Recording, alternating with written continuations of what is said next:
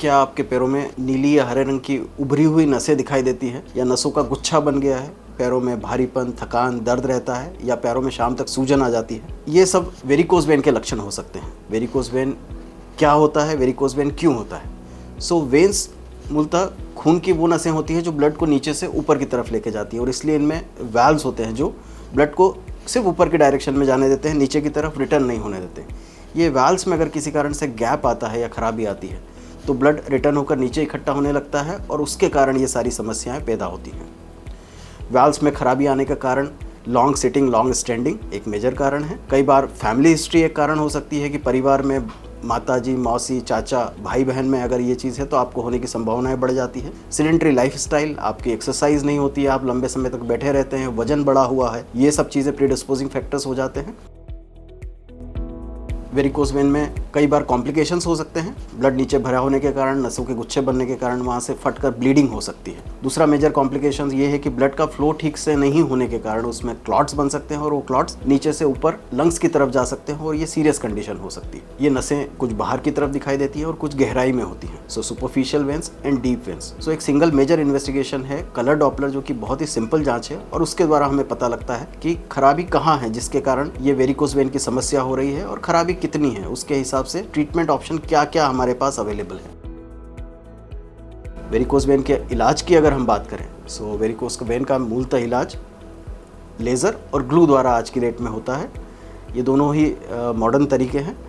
इसमें हम किसी तरह की कट सर्जरी नहीं कर रहे, किसी तरह का दर्द नहीं होता, बेहोशी की ज़रूरत नहीं होती है। हम बारीक सुई लगाते हैं सुन्न करने के लिए, लोकल एनेस्थीसिया, और वहीं से लेज़र फाइबर लेके जाते हैं, और जो वेन्स का हिस्सा खराब हो गया है, जहाँ से ब्लड रिटर्न होने लगा है, उसको हम लेज़र से अब्लेट कर देते हैं, सील कर देते हैं। ये मुश्किल से 45 मिनट का प्रोसीजर होता है, कैथ लैब के अंदर करते हैं, और प्रोसीजर के 2 घंटे बाद मरीज का चलना फिरना शुरू हो जाता है। दोपहर तक मरीज की छुट्टी हो जाती है। इसको डे केयर प्रोसीजर की तरह करते हैं। सवेरे भर्ती होकर दोपहर तक मरीज डिस्चार्ज होकर घर वापस जा सकता है।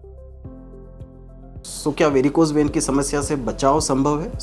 हमारा कहना है हाँ। इसके लिए बहुत ज़रूरी है कुछ चीज़ों पर ध्यान देना। सबसे ज़रूरी चीज़ है हेल्दी लाइफस्टाइल।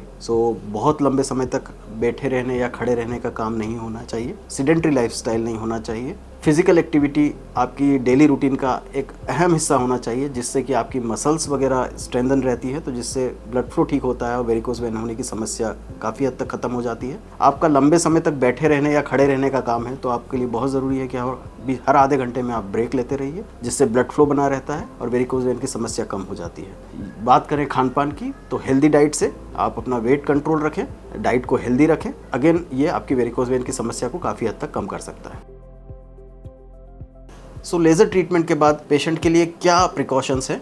हम 2 घंटे बाद पेशेंट का चलना फिरना शुरू कर देते हैं। हम चाहते हैं कि मरीज हर आधे घंटे में अपना चलने फिरने का काम करे। हम उसे अवॉइड करने के लिए कहते हैं कि लंबे समय तक लेटे रहने या बैठे रहने का काम नहीं करना है। जितना चलना फिरना होता रहता है उससे ब्लड फ्लो बना रहता है, जो कि कॉम्प्लिकेशंस होने से रोकता है। शुरू के 3 दिन के लिए हम पेशेंट को लाइट एक्टिविटी के लिए बोलते हैं, जिसमें कि सीढ़ी चढ़ना या वजन उठाना, इस तरह की चीज़ें नहीं करना है। प्रोसीजर के बाद से ही हम पेशेंट को स्टॉकिंग्स पहनने के लिए बोलते हैं। तो शुरू के 7 दिनों के लिए हम चाहते हैं कि पेशेंट स्टॉकिंग 24 आवर्स दिन में और रात में पहन कर रखे। Very next day patient stockings को दिन में 1-2 बार निकाल सकते हैं नहाने के लिए, स्किन केयर के लिए, लेकिन वो स्टॉकिंग को 7 दिन तक दिन रात पहन के रखना है, जिससे कि जो ट्रीटमेंट है, ट्रीटमेंट का कंप्रेशन के कारण वही चीज़ें परमानेंट हो जाती हैं, तो ट्रीटमेंट रिजल्ट अच्छा होता है। पेशेंट को कुछ चीज़ें लेज़र के प्रभाव कुछ पता लग सकते हैं, जिसमें कि घबराने की, परेशान होने की ज़रूरत नहीं है। जैसे जिस हिस्से में लेज़र हुआ है वहाँ पे कुछ जलन, चुभन, खिंचाव, सुन्नपन ये लग सकता है। स्किन पे कुछ नीले हरे रंग के धब्बे आ सकते हैं। ये सब चीज़ें नॉर्मल है और टेम्परेरी है। ये कुछ समय में